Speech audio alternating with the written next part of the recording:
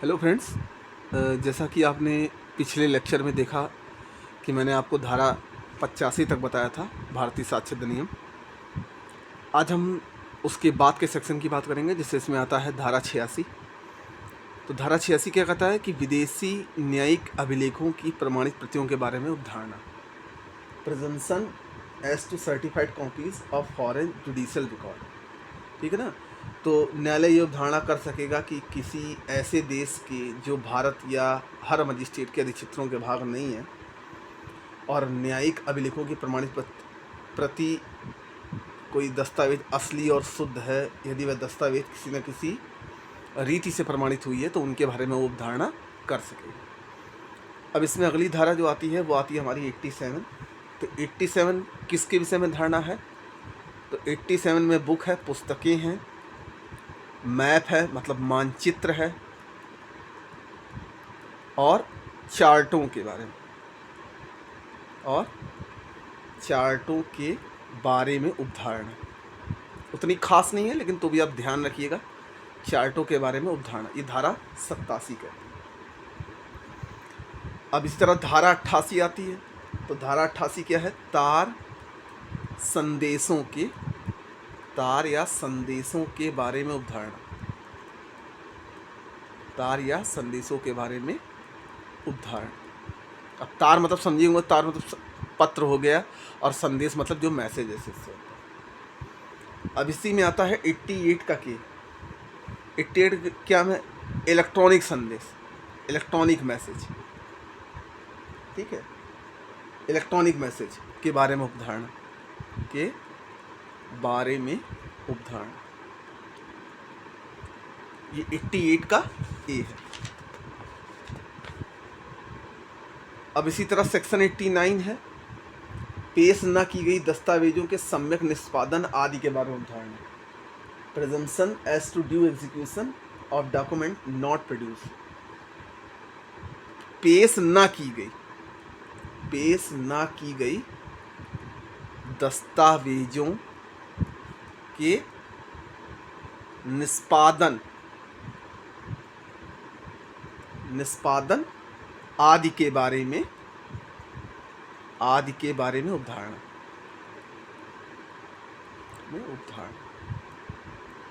ठीक है। तो ये आप हल्का हल्का ध्यान सकते हैं। अब जैसे 90 है, ये मोस्ट इम्पॉर्टेंट है।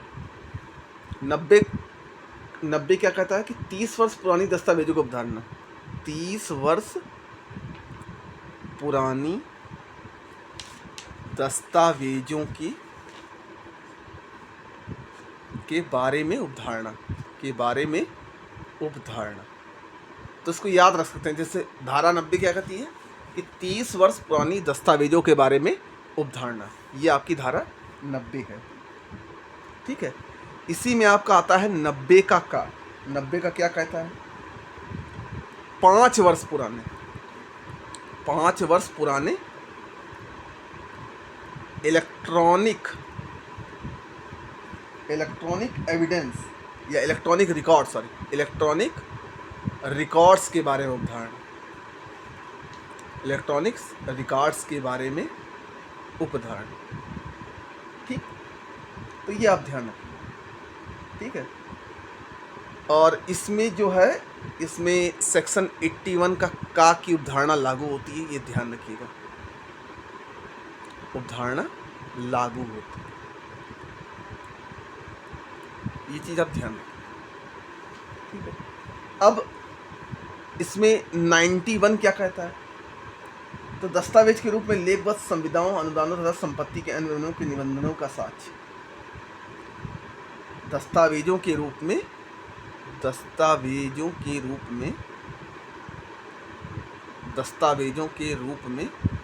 किस चीज़ों में? जैसे लेखबद्ध संविदा है, ऐसा कॉन्ट्रैक्ट जो लिखा हुआ है। ठीक है। अनुदानों के बारे में, जो अनुदान दिया जाता है, जो सरकार द्वारा दिया जाता है, और संपत्ति तथा उनके खर्चों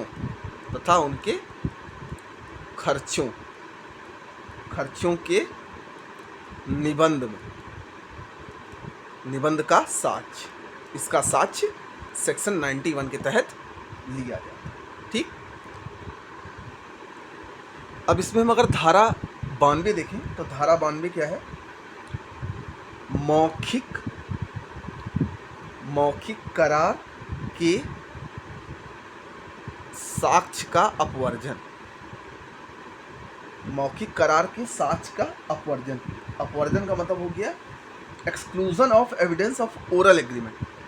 मौखिक करार जो बोल की जो कॉन्ट्रैक्ट किया जाता है उसके बारे में साक्ष्य का अपवर्जन। इसका एक बहुत महत्वपूर्ण दृष्टांत है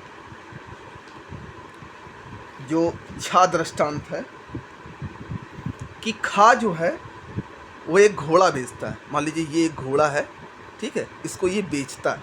खा एक घोड़ा बेचता है और मौखिक गारंटी देता है। मौखिक मतलब मुंह से बोली हुई गारंटी देता है। ठीक, तो ये मौखिक गारंटी देता है इसे कि वह अच्छा है, मतलब ये जो घोड़ा है वो क्या है? अच्छा है। ठीक, खा को का इन शब्दों में लिख कर एक कागज़ देता है। खा जो है वो जो बता रहा है कि ये घोड़ा अच्छा है, वो का को एक कागज़ पर लिख के देता है। एक कागज़ पर लिख कर देता है। एक कागज़ पर लिख कर देता है। लिख कर देता है और का से 500 रुपये में एक घोड़ा खरीदा। का से 500 में घोड़ा खरीदा। खा मौखिक गारंटी साबित कर सकेगा। खा जो है वो एक मौखिक गारंटी क्या करता है? साबित कर सकता है क्योंकि का को कागज़ पर लिख कर देता है। अगर उस घोड़े में ऐसी कोई दिक्कत आती है तो वह एक क्या करेगा? मौखिक करार के साक्ष्य का अपवर्जन कर सकता है। ठीक, अब इसमें आप आगे देखिएगा। अब मैं आपको सेक्शन 135 के बारे में बता रहा हूँ, तो ध्यान रखिएगा कि 93 से लेकर 134 तक मैं आपको उस सेक्शन के बारे में डिस्कशन करूँगा। लेकिन सबसे पहले हम इन सेक्शन के बारे में देखते हैं कि वो सेक्शन उतना बहुत ज़्यादा इम्पोर्टेंट नहीं। तो देखिए सेक्शन 134 जो कहता है वो क्या कहता है कि साक्ष्यों की संख्या, साक्ष्यों की जो संख्या है वो 134 कहता है। विशिष्ट संख्या अपेक्षित नहीं होगी। साक्ष्यों की संख्या जो होगी वो फिक्स नहीं होगी। ठीक है, अब बात करते हैं सेक्शन 135 की। साक्ष्यों के पेशकश और उनकी परीक्षा का क्रम। साक्षी का मतलब समझिए कि जैसे वादी और प्रतिवादी दो लोग हैं और जैसे कहा जाता है कि वकील जब जज से कहता है कि मैं गवाह को एक साक्षी को बुलाना चाहता हूँ, तो वही उसी को साक्षी बोला जाता है। तो साक्ष्यों के पेशकरण और उनकी परीक्षा का क्रम ये सेक्शन 135 कहता है। किस सिचुएशन में परीक्षा का क्रम होता है, कैसे कैसे पेश किया जाता है। तो सिविल और दांडिक प्रक्रिया के तत्सम संबंधित विधि पद्धति द्वारा। अब सिविल और दांडिक मतलब प्रॉपर्टी से रिलेटेड मुद्दे और दांडिक मतलब आईपीसी से रिलेटेड मुकदमे की पद्धति द्वारा साक्ष्यों का पेशकरण किया जाता है। उनकी परीक्षा का क्रम कैसा? तो परीक्षा क्रम मतलब पहले वादी के पक्ष से आएंगे, फिर प्रतिवादी के पक्ष से आएंगे, फिर वादी के पक्ष से, फिर प्रतिवादी पक्ष, जैसे साक्ष्यों का क्रम रहेगा। अब बात करते हैं सेक्शन 136 की। तो न्यायालय साक्ष्य की ग्राह्यता के बारे में निश्चय करेगा। अब जो कोर्ट है वो साक्ष्य की ग्राह्यता, जो साक्षी बोलेगा, जो साक्ष्य पेश करेगा, जो साक्ष्य बोलेगा, उसकी ग्राह्यता के बारे में कौन निश्चय करेगा? न्यायाधीश के निर्णय के अनुसार है कि उस साक्ष्य को ग्रहण करते हैं या नहीं करते हैं। वो उनके विवेक पर निर्भर करता है, उनके बुद्धि पर निर्भर करता है। फिर आता है सेक्शन 137। 137 मोस्ट इंपॉर्टेंट है। और 137 क्या है? 137 में 3 बातें: मुख्य परीक्षा, प्रतिपरीक्षा, पुनः परीक्षा। तो मुख्य परीक्षा क्या होती है? साक्षी के उस पक्षकार द्वारा जो उसे बुलाता है। मुख्य परीक्षा क्या होता है? साक्षी के उस पक्षकार द्वारा जो उसे बुलाता है। प्रतिपरीक्षा अपोजिट पार्टी परीक्षा करती है। जैसे मुख्य परीक्षा में साक्षी के उस पक्षकार द्वारा जो उसे बुलाता है, जैसे बुलाया। अब प्रतिपरीक्षा कौन करेगा? अपोजिट पार्टी का वकील करेगा, उससे क्वेश्चन पूछेगा।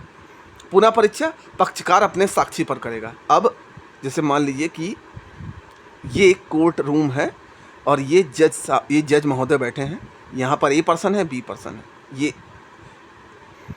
ये इसका वकील है ए, और बी इसका वकील है, ठीक है। अब जैसे गवाह आया तो गवाह आएगा तो यहाँ पर आएगा गवाह, ठीक है। तो पहले ही क्या करेगा, मुख्य परीक्षा करेगा। जो बी है, जैसे इसकी तरफ से ये साक्षी है, अब ये कुछ ना कुछ बोलेगा कि हाँ भाई हमने ये चीज़ देखी थी, तो पहले ये मुख्य परीक्षा करेगा साक्षी के उस पक्षकार द्वारा जो उसे बुलाता है। जैसे इसने इसको बुलाया तो ये इससे परीक्षा करेगा, ठीक है। अब इसे क्वेश्चन पूछेगा कि आपने ये किया था, ठीक है। अब यहाँ का वकील कहेगा कि जज साहब मैं भी इनसे कुछ सवालात करना चाहता हूँ। तो अब ए जो वकील है इसका, वो क्या करेगा, इससे प्रतिपरीक्षा करेगा। प्रतिपरीक्षा करने के बाद फिर पुनः परीक्षा होगा। तो पुनः परीक्षा करने पक्षकार अपने साक्षी पर करेगा, तो पक्षकार जो है वो अपने साक्षी पर पुनः परीक्षा करेगा। तो ये 137 हो गया। 138 में क्या है, परीक्षा का क्रम है। परीक्षा का क्रम मुख्य परीक्षा, प्रतिपरीक्षा, पुनः परीक्षा, ध्यान रखिएगा। फिर आता है सेक्शन 139, किसी दस्तावेज को पेश करने के लिए सम्मिलित व्यक्ति की प्रतिपरीक्षा। अब जैसे मान लीजिए कि कोई डॉक्यूमेंट पेश करना है, तो उसको पेश करने के लिए सम्मिलित व्यक्ति की प्रतिपरीक्षा की जाएगी, जिसको क्रॉस एग्जामिनेशन। इसमें क्या होता है, जब साक्ष्य पेश किया जाता है तब क्रॉस एग्जामिनेशन नहीं कर सकते हैं, ये चीज़ आप ध्यान रखिएगा। अब जैसे इसमें क्या है, धारा 140 क्या है, सील का साक्ष्य देने वाले साक्षी। सील मतलब चरित्र हो गया, चरित्र का साक्ष्य देने वाले साक्षी। क्रॉस एग्जामिनेशन और री एग्जामिन हो सकता है, ध्यान रखिएगा। जो चरित्र का साक्ष्य देने वाले साक्षी होते हैं उनका क्रॉस एग्जामिनेशन और री एग्जामिनेशन दोनों होता है, ठीक है। अब आता है सेक्शन 141, सूचक प्रश्न। अब ये सूचक प्रश्न क्या होते हैं, ठीक है। तो सूचक प्रश्न ऐसे प्रश्न जो उस केस से रेलेवेंट है, रेलेवेंट जो क्वेश्चन है वो उससे पूछे जाएंगे। अब ये नहीं कि पता चला उसने मर्डर किया तो अब उससे पूछ रहे हैं कि तुम्हारी बीवी उस दिन कहाँ थी, ये मतलब नहीं। फिर आता है सेक्शन 142, सूचक प्रश्न कब नहीं पूछना चाहिए, मतलब ऐसे क्वेश्चन कब नहीं पूछना चाहिए। मुख्य परीक्षा व पुनः परीक्षा में नहीं पूछ सकता है। सूचक प्रश्न कब नहीं पूछ सकता, मुख्य परीक्षा और पुनः परीक्षा में नहीं पूछ सकता, लेकिन कोर्ट चाहे तो इजाज़त दे सकता है। अगर अपोजिट पार्टी अपोज करे तो नहीं पूछ सकते हैं। अगर मान लीजिए अपोजिट पार्टी अपोज करती है तो उसे नहीं पूछ सकते। ये ध्यान रखिएगा कि मेंस में क्वेश्चन आता है लिखने को कि सूचक प्रश्न कब नहीं पूछना चाहिए। तो सीधा सा फंडा है कि मुख्य परीक्षा और पुनः परीक्षा में नहीं पूछ सकते, लेकिन कोर्ट चाहे तो इजाज़त दे सकता है। अगर कोर्ट इजाज़त देगा, अगर कोर्ट इजाज़त दे सकता है, लेकिन अगर अपोजिट पार्टी अगर अपोज करती है कि नहीं भैया ये क्वेश्चन नहीं पूछने चाहिए, तो एग्जामिनेशन ओवर रूल बोला जाता है, तो नहीं पूछ सकते, ठीक है। 143, तो उन्हें कब पूछ सकेगा, क्रॉस एग्जामिन में। क्रॉस एग्जामिन में सूचक प्रश्न को पूछ सकता है, ध्यान रखना। फिर आता है 144, लेखबद्ध विषय के बारे में साक्ष्य। लेखबद्ध विषय जो लिखे गए हैं सब्जेक्ट, उनके बारे में साक्ष्य। 145, पूर्ववर्तन लेखबद्ध कथनों के बारे में प्रतिपरीक्षा। अब जो पहले लिखे गए हैं लेखबद्ध जो हैं, जो किसी डॉक्यूमेंट पे लिखे हैं, उन कथनों के बारे में प्रतिपरीक्षा। फिर आता है सेक्शन 146, प्रतिपरीक्षा में विधिपूर्ण प्रश्न। प्रतिपरीक्षा में विधिपूर्ण प्रश्न पूछा जाएगा, केस से संबंधित प्रश्न के अलावा प्रश्न। मतलब केस से संबंधित प्रश्न के अलावा प्रश्न कैसे पूछे, जैसे धारा 370, रेप मामले में पीड़ित से उसके प्रीवियस सेक्सुअल के बारे में नहीं पूछ सकते, ध्यान रखिएगा। प्रतिपरीक्षा में विधिपूर्ण प्रश्न पूछना है, केस से संबंधित प्रश्न के अलावा प्रश्न नहीं पूछ सकते। जैसे जो धारा 376 हमारी है आईपीसी की, रेप मामलों में पीड़िता से उसके प्रीवियस सेक्सुअल के बारे में नहीं पूछ सकते। अगर किसी ए नाम की कोई महिला है, अगर इसका रेप हुआ है तो उससे जो अपोजिट पार्टी का जो वकील है वो इससे इसके प्रीवियस सेक्सुअल के बारे में क्वेश्चन नहीं पूछ सकता। फिर आता है सेक्शन 147, साक्षी का उत्तर देने के लिए कब विवश किया जाए। ये सेक्शन 132 के उपबंध में लागू होते हैं। साक्षी को उत्तर देने के लिए कब विवश किया जाए, मतलब साक्षी अगर उत्तर नहीं दे रहा तो उसको कब विवश किया जा सकता है कि वो कब उत्तर देगा, ठीक। फिर आता है सेक्शन 148, न्यायालय विनिश्चित करेगी कि कब प्रश्न पूछा जाएगा और साक्षी को उत्तर देने के लिए कब विवश किया जाए। ये न्यायालय निश्चित करता है कि कब प्रश्न पूछा जाएगा और साक्षी को उत्तर देने के लिए कब विवश किया जाएगा, ये न्यायालय के ऊपर निर्धारित करता है। न्यायालय मतलब न्यायाधीश के ऊपर निर्धारित करता है कि कब वो ये कह सकता है। फिर धारा 149, युक्त आधारों के बिना प्रश्न न पूछा जाएगा, मतलब बिना किसी सर पैर के प्रश्न नहीं पूछा जाएगा। ठीक, युक्त आधारों के बिना प्रश्न नहीं पूछा जाएगा। सेक्शन 150, युक्त आधारों के बिना प्रश्न पूछने जाने की अवस्था में न्यायालय की प्रक्रिया। अगर मान लो बिना सर पैर के अगर क्वेश्चन पूछते हैं, यदि वकील, बैरिस्टर, प्लीडर या अटॉर्नी के द्वारा कोई ऐसा प्रश्न पूछा गया है जो युक्त आधारों के बिना है, तो न्यायालय उच्च न्यायालय में रिपोर्ट कर सकेगा उस वकील के खिलाफ, जैसे कंटेंट ऑफ कोर्ट जब बोला जाता है। अगर ऐसा कोई क्वेश्चन पूछता है तो न्यायाधीश महोदय अगर चाहें तो वह उच्च न्यायालय में रिपोर्ट कर सकेंगे, सेशन न्यायालय से हाई कोर्ट, उस वकील के खिलाफ कि इसने ऐसा क्वेश्चन पूछा था। अब आता है 151, अशिष्ट और कलात्मक प्रश्न। अशिष्ट और कलात्मक प्रश्न मतलब केस से संबंधित प्रश्न पूछे जाएंगे। 152, अपमानित या क्षुब्ध करने के लिए आश्रित प्रश्न। अगर अपमानित करने के लिए या उसको नीचा दिखाने के लिए इस प्रकार के प्रश्न पूछे जाएंगे, वो सेक्शन 152 में। फिर आता है 153, सत्यवादिता परखने के प्रश्नों के उत्तर का खंडन करने के लिए साक्ष्य का अपवर्तन। अगर सच को परखने के लिए, प्रश्नों के उत्तर का खंडन करने के लिए उस साक्ष्य का अपवर्तन करते हैं तो सेक्शन 153 में आता है। फिर 154, पक्षकार अपने ही साक्षी से प्रश्न। पक्षकार अपने ही साक्षी से प्रश्न, जिसे पक्षद्रोही साक्षी कहा जाता है। ठीक, अब देखिए, अब हम इसमें बात करेंगे सेक्शन 106 की। जैसे इसमें लिखा है चीज़ें खुद ही बोलती हैं, विशेषतः ज्ञात तथ्यों को साबित करने का भार।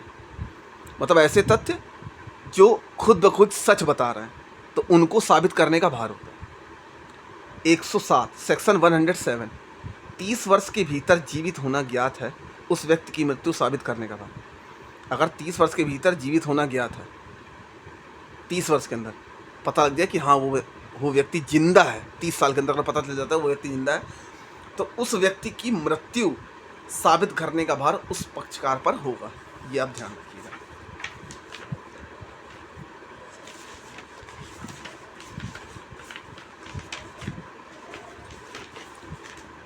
ठीक, अब देखिए हम आते हैं। अब धारा देखिए, धारा 134 क्या है कि साक्ष्य की संख्या का प्रावधान, साक्ष्य को तौला जाए गिना ना जाए। साक्ष्य को आपने वो देखा होगा कि एक कानून की जो देवी रहती हैं उनके हाथ में पट्टी बनी रहती है और उनके हाथ में तराजू होता है, तो उसका मेन मतलब होता है कि साक्ष्य की संख्या का प्रावधान, साक्ष्य को तौला जाए गिना ना जाए। तो किसका पलड़ा भारी है, किसका साक्ष्य सॉलिड है, किसके साक्ष्य में दम है। फिर धारा 110, कब्जा स्वामी का प्रथम दृष्टया साक्ष्य है। कब्जा स्वामी का प्रथम मतलब जिस संपत्ति पर जिसका कब्जा है वो उसका प्रथम दृष्ट साक्ष्य है। धारा 108, यह साबित करने के भार की वह व्यक्ति जिसके बारे में 7 वर्षों से कुछ सुना नहीं गया।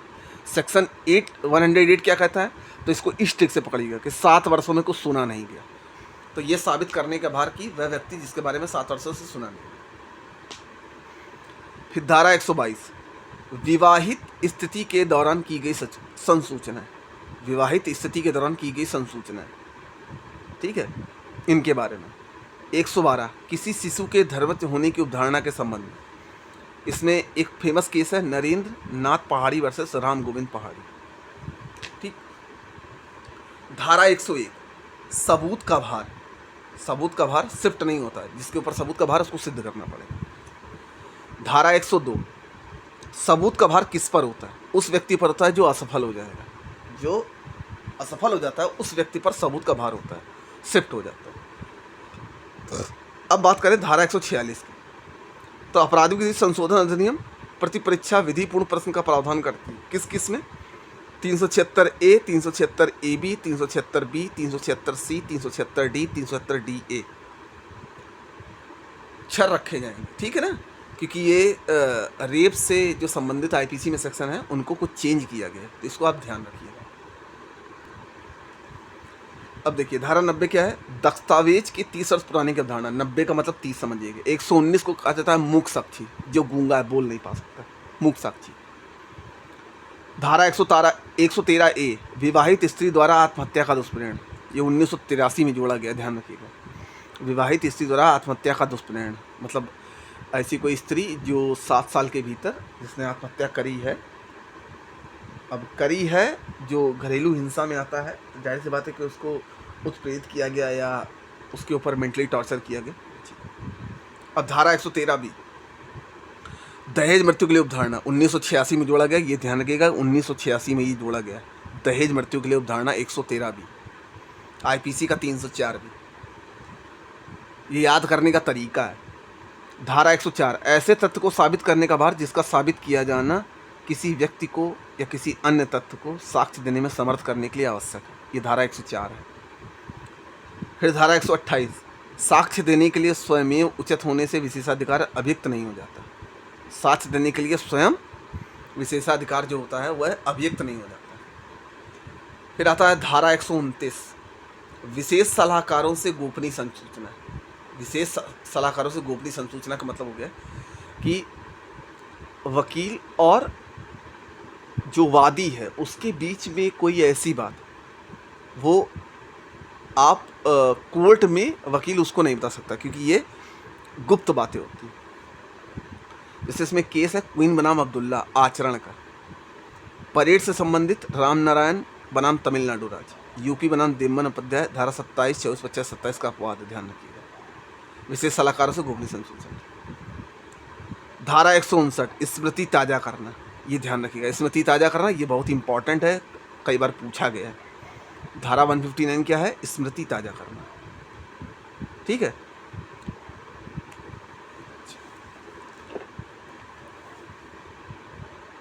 अब आता है धारा 123, राज्य के कार्यकलापों के बारे में साक्ष्य। राज्य के कार्यकलापों के बारे में कोई व्यक्ति राज्य के किसी भी कार्यकलापों से संबंधित प्रकाशित शासकीय अभिलेख से उत्पन्न साक्ष्य नहीं दे सकेगा जब तक उस विभाग के प्रमुख ऑफिसर द्वारा परमिशन न दिया जाए।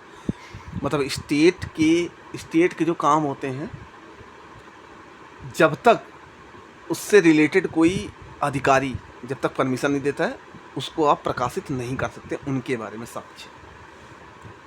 124 क्या है, शासकीय संसूचनाएं हैं। शासन के द्वारा जैसे कोई भी लोक ऑफिसर या उसके शासकीय विश्वास से दी गई संसूचना जो प्रकट करने के लिए विवश नहीं करेगा, यदि उससे लोकहित की हानि होती है तो जैसे आए भी परंतु अंतरिम निर्णय को होगा। जैसे इंटेलिजेंस ब्यूरो की मतलब सरकार के द्वारा कोई सूचना है उसको आप प्रकाशित नहीं कर सकते, जैसे हिंसा ना। अब धारा 125, अपराधों के करने के बारे में जानकारी, मजिस्ट्रेट या पीओ के कहने पर विवश नहीं किया जाएगा। किसी अपराध की किए जाने के बारे में जानकारी कहाँ से मिली, ठीक है ना। कि जैसे आप समझ लीजिए कि पुलिस के जो मुखबिर होते हैं उनका नाम नहीं लिया जाएगा, ठीक है। फिर धारा 126, वृत्तिक सूचना, जिससे प्रोफेशनल हो जाता है। पर्सन या बैरिस्टर, अटार्नी, प्लीडर, वकील के बीच में की गई बातों को नहीं बताएगा। यदि वकील से फर्जी काम कराने के लिए कहेगा तो वह उस सूचना को प्रोटेक्ट नहीं करेगा। मतलब मुवक्किल और वकील के बीच में जो भी बातें होती हैं वो प्राइवेट रहती हैं, उनको बाहर नहीं करेगा। लेकिन हाँ, मुवक्किल कोई ऐसा घटना करके आया और वकील से करा है कि नहीं हमने ऐसा किया है, तो ऐसी सूचना को प्रोटेक्ट नहीं करेगा, मतलब कोई गलत काम नहीं करवाया जा सकता। ये आप ध्यान रखिएगा।